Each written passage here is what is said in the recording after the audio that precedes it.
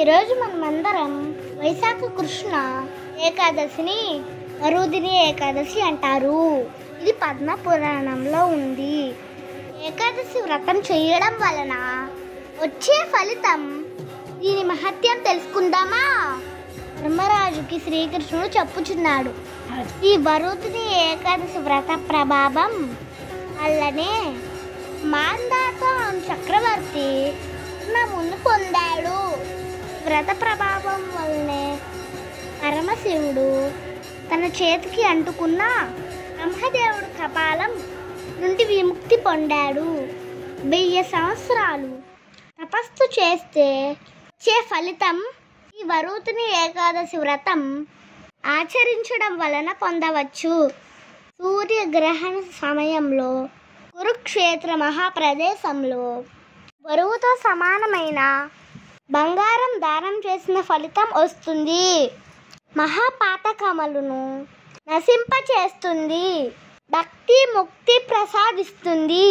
అన్ని దానాలలో గొప్పదైన దానంలో సమానమైన ఫలితం వస్తుంది.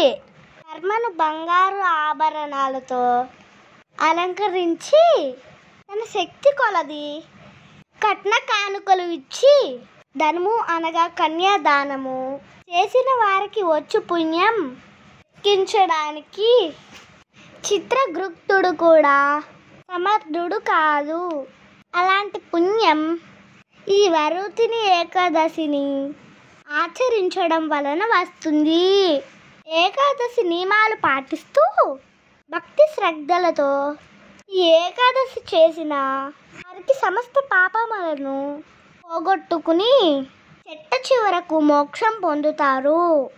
రాత్రి సమయంలో జాగారం చేస్తూ ప్రతి యమమునందు అనగా 3 గంటలకు ఒకసారి జనార్దనుడిని భక్తితో పూజిస్తూ కాలక్షేపం చెయ్యాలి. దీనివల్ల సమస్త పాపాలు పోయి శ్రేష్టమైన జ్ఞానము మోక్షము కూడా పొందుతారు.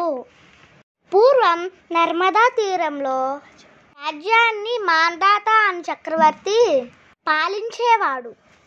ఒకనాడు తను అడవిలో తపస్సు చేస్తుండగా ఎలుకబంటి దాడి చేసిన తపస్సు చేశాడు. ఆ ఎలుకబంటి మాంధాతను అడవిలోకి లాక్కుపోగా తన 2 కాళ్ళు దెబ్బతిన్నాయి.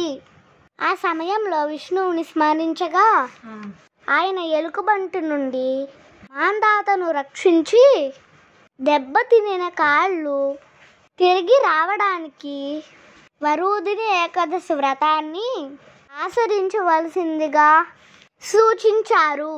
ఆ వ్రత ప్రభావంతో మాంధాతకు కాళ్ళు తిరిగి వచ్చాయి.